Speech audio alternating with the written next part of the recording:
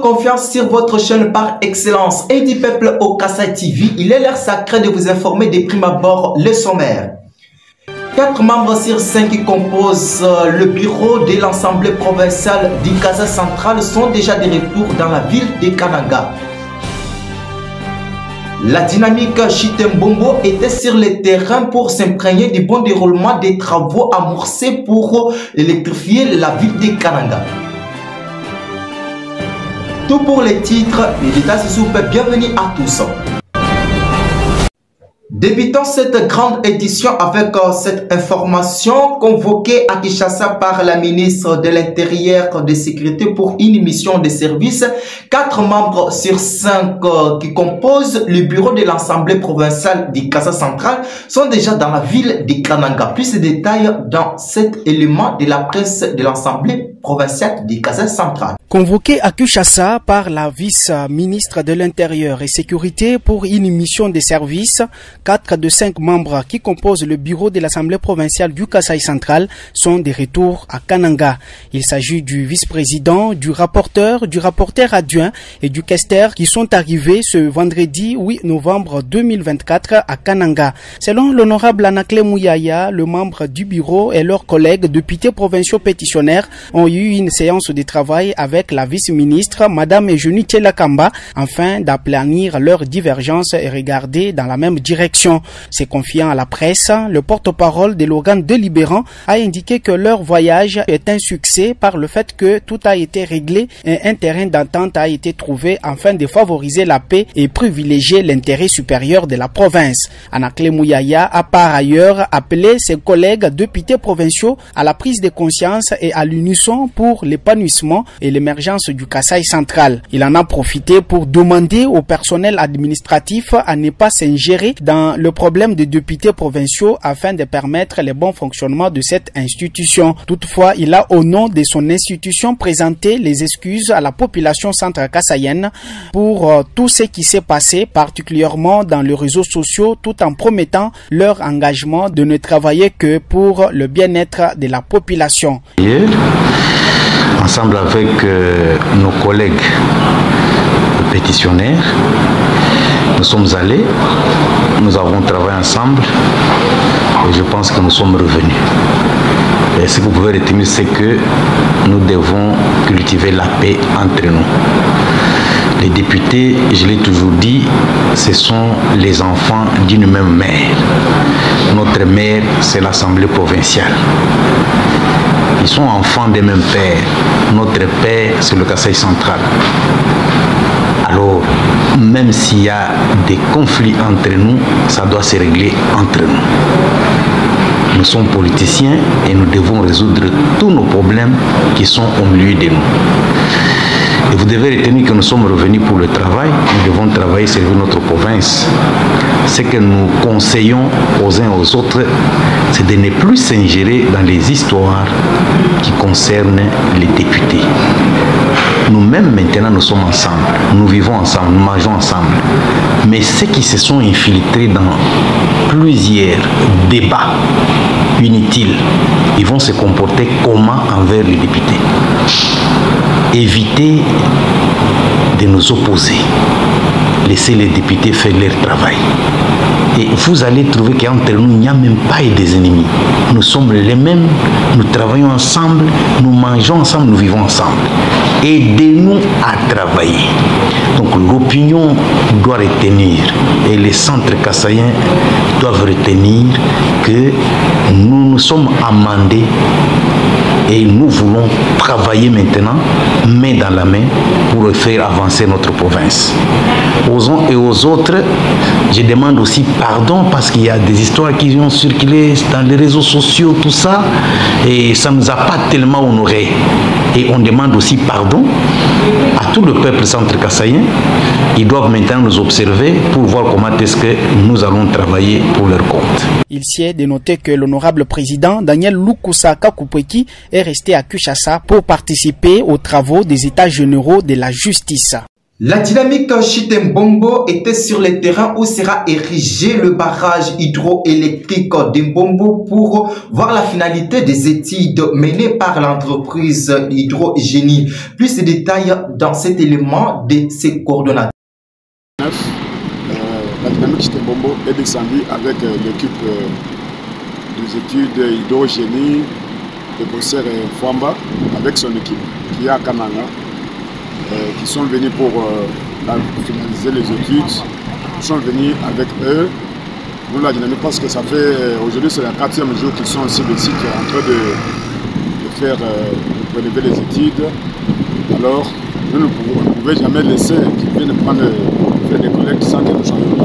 C'est la raison pour laquelle la dynamique a décidé de dire qu'ils veulent venir voir de lui-même les travaux que l'équipe des professeurs Fwamba est venue pour finaliser les études, ce qu'ils sont en train de faire. C'est la raison pour laquelle, depuis le matin, nous étions ici depuis 8 h. Je voyais l'heure, c'est déjà 15 h. Nous avons palpé nous-mêmes, nous avons vu les appareils qu'ils ont amenés, nous avons vu ce qu'ils sont en train de faire. Nous-mêmes, de notre propre œil, nous avons vu. Alors, c'est la raison pour laquelle nous disons toujours nous souhaitons la bienvenue. Nous souhaitons un bon travail dans cette équipe de professeurs Fwamba, de finaliser ces études et que toute la population de notre ville de Kananga attende pour que cette étape des études passe.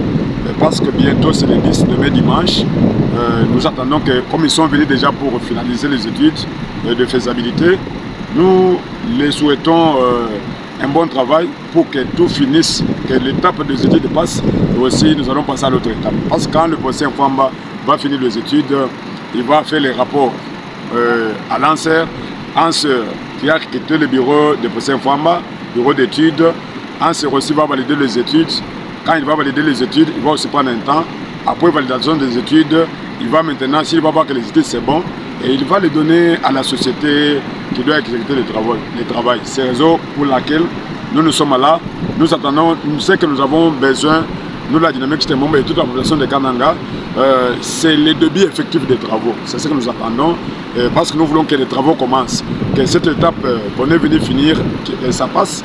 Après, nous voulons vraiment, réellement, le début effectif des travaux, c'est ce qui nous intéresse. Parlons de l'insécurité. Les affrontements sont signalés entre le M23 et le Wazalendo dans les territoires de Nyiragongo. Plus de détails avec notre correspondant José Bovangato depuis Goma. Situation sur le ligne des Fraux, c'est 7 novembre 2024. Des affrontements ont opposé le rebelle du M23 RDF et au combattant résistant Wazalendo depuis les Mentons de ce jeudi 7 novembre 2024 à Kanyabuki dans les territoires de Nyiragongo.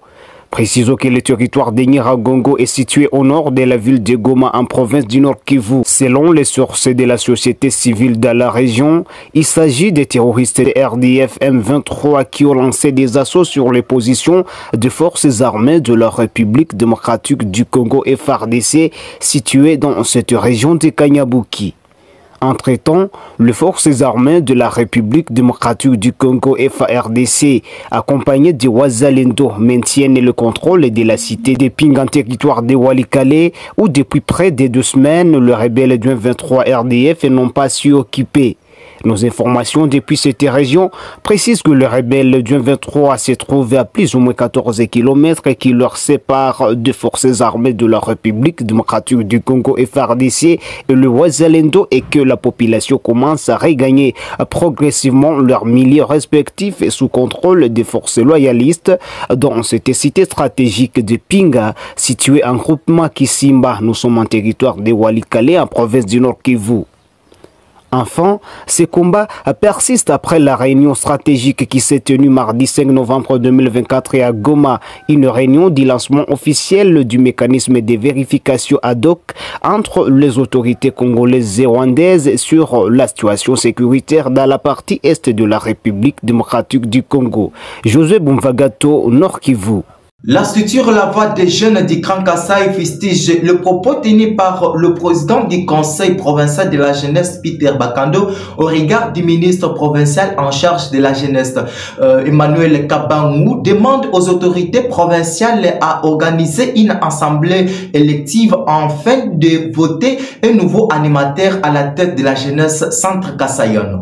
Je vous prie de suivre Emmanuel Kabangou. Qui n'ont pas fait leur travail. Le Conseil provincial de la jeunesse insère beaucoup de flou dans ce secteur.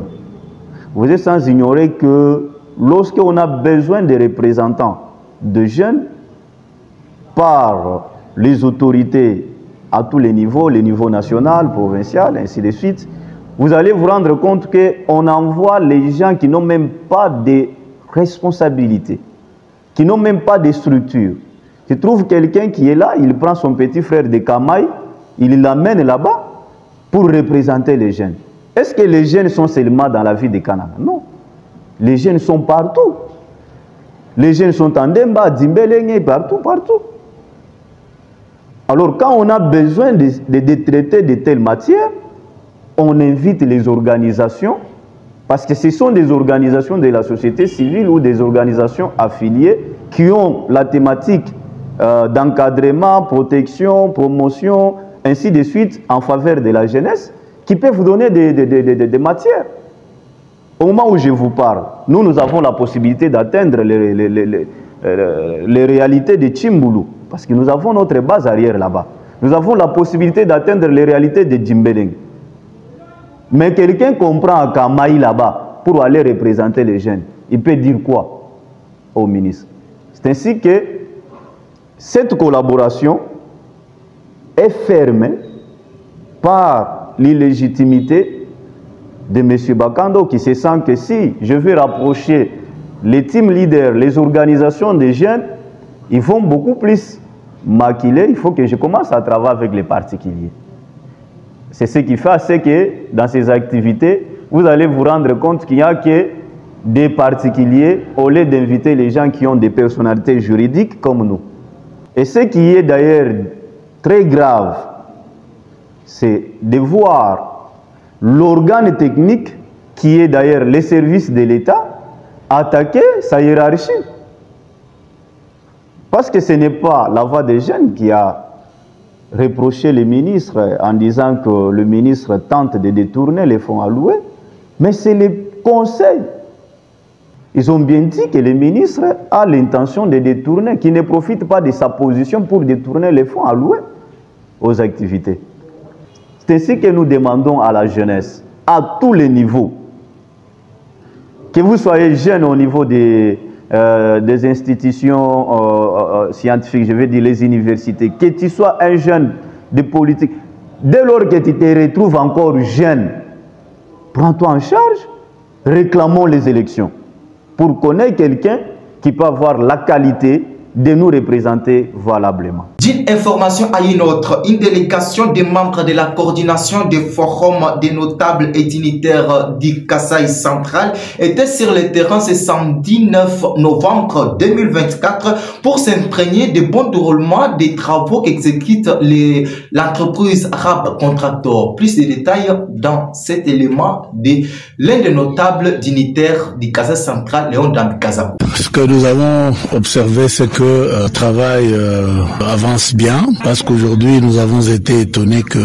avant d'arriver sur la rivière Louloua, à quelques kilomètres, nous avons trouvé frère de Arabe Contractor en train d'asphalter la route. Et je crois la petite partie que nous avons vue aujourd'hui, ça a encouragé. Nous estimons qu'ils puissent prendre cet élan. D'ici fin de l'année, je crois qu'ils feront un grand travail. En tout cas, de toute façon, nous sommes contents du travail que nous avons vu sur la route Kananga-Chikapa. Nous souhaitons qu'ils accélèrent pour à la fin de l'année qu'on puisse avancer. Nous souhaitons même qu'ils aillent vers la ville maintenant. Maintenant qu'ils vont arriver sur Louloua, nous pensons que le mois qui vient, ils vont prendre Benamandé vers Kananga. S'ils font ça... Changeons le chapitre. L'ouverture d'Agora première édition à Kinshasa, Nathalie Kambala, directrice générale des FMMDI, parmi les 500 femmes leaders qui qui y participent, tenue samedi 9 novembre 2024 à Kinshasa et ouverte par la première ministre Madame Judith Tuluka. Ce forum consacré à la réflexion stratégique sur la bonne gouvernance et l'émergence socio-économique a regroupé des centaines de femmes leaders de divers secteurs en République démocratique du Congo. Nathalie Kambaloussé. Nous étions très émus de participer ce samedi à la première édition d'Agora consacrée aux réflexions stratégiques sur la bonne gouvernance et l'émergence socio-économique de la femme congolaise. D'ailleurs, un tableau sombre de la situation générale de la femme a été dressé devant la première ministre qui a présidé cet événement et des recommandations pour l'amélioration des conditions de vie de femmes lui ont été soumises. Nous avons aussi aimé sa brillante intervention et la maîtrise de la situation de la femme qui, devant plus de 500 femmes, leaders de divers secteurs, s'est engagée à promouvoir le leadership participatif et inclusif. Et c'est pourquoi nous lui avons demandé de mettre en place un mécanisme sérieux de suivi de toutes ces recommandations selon les niveaux de responsabilité pour leur matérialisation en actions concrètes en faveur de femmes. Mais autre chose, nous avons demandé également que la deuxième édition se fasse dans un cadre plus large avec la participation de toutes les provinces afin d'avoir une idée générale de réalité sur terrain. Chitons avec cette grande édition sur votre chaîne par excellence en religion. Il faut savoir que la communauté des églises pentecôtistes Saint-Père que dirige l'apôtre Simon Gaston Messamouka était ce 2 novembre 2024 dans une ambiance de consacration des nouveaux pasteurs. Plus de détails avec l'apôtre Gaston Messamouka qui donne normalement l'essentiel de cette activité. Voilà. C'était ça l'activité de Jésus. À vertu de quel aujourd'hui? Non mais c'est motif de satisfaction pour les lauréats qui ont tenu à remercier de vive voix l'apôtre Gaston Messamouka et tous les participants qui avaient pris part à cette activité. Parce que c'est un jour qui a déjà existé depuis l'éternité. Dieu avait déjà fait ce jour. Et aujourd'hui, ça a été juste l'accomplissement de ce mystère qui ne vient que de commencer. Quel est le meilleur. Et que ces jours, comme je l'ai dit tantôt, c'est un jour qui avait déjà été connu en avance.